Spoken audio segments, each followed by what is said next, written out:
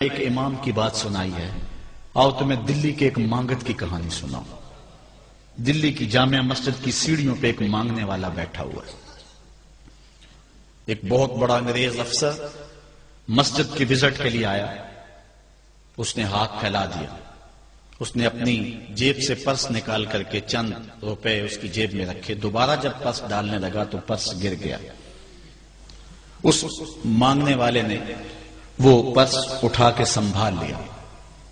خیر کچھ وقت گزرا، 1 سال کے بعد دوبارہ وہی افسر اس مسجد کی زیارت کے لیے، مسجد کو دیکھنے کے لیے، سیر کے لیے دوبارہ آیا تو فقیر نے پہچان لیا کہ یہ وہی ہے۔ اس نے کہا بابو جان ذرا 2 لمحوں کے لیے رکنا۔ کہا کیا ماجرا ہے؟ کہا بس 2 لمحوں کے لیے۔ دوڑ کے گیا، اپنی کٹیا سے وہ پرس نکال کے لے آیا اور اس کے ہاتھ میں کہا کہ پچھلے سال آپ آئے تھے، آپ کا یہ پرس گر گیا تھا آپ کی جیب سے، میں ڈھونڈتا رہا لیکن آپ نہیں مل پائے، میں نے سنبھال کے رکھا تھا کہ شاید دوبارہ کبھی ملیں تو میں ان کو دے دوں گا۔ اس کی آنکھیں پھٹی کی پھٹی رہ گئی۔ اس نے کہا جو ٹگا ٹگا مانگ رہا ہے، اتنا قیمتی پرس اور اس میں اتنی رقم، وہ آسودہ زندگی گزار سکتا تھا تو یہ پرس واپس کیوں کر رہا ہے؟ اس نے کہا مانگنے کی بات اور ہے لیکن یہاں ماجرا اور ہے۔ اس نے کہا کیا ماجرا ہے؟ اس نے کہا کہ اگر تیرا پرس میں سنبھال لیتا، رکھ لیتا، کام آ جاتا، 4 دن کی زندگی عیش سے گزر جاتی، لیکن مسئلہ یہ نہیں ہے، مسئلہ یہ ہے تو عیسائی ہے اور میں حضور کا غلام ہوں۔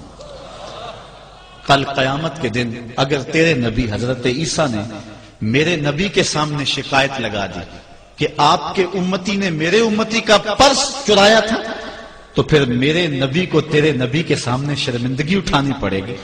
تو میں مانگت ضرور ہوں، بے غیرت نہیں ہوں کہ اپنے نبی کو تیرے نبی کے سامنے شرمندہ کروں۔ یہ تو مانگتوں کی کہانی ہے، آج تو بادشاہ لوٹ رہے ہیں، آج تو پیٹ بھر ہی نہیں رہے ہیں اور ہم کہتے ہیں ٹکڑے ٹکڑے کر دیں گے، یہ زبانی دعوے ہیں، جمع خرچ ہیں۔ ایسا نہیں ہوگا، آؤ اپنے اندر تبدیلی پیدا کریں۔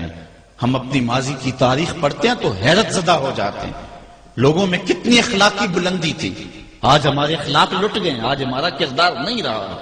ہم مدینے کی گلی میں پھر دوبارہ چل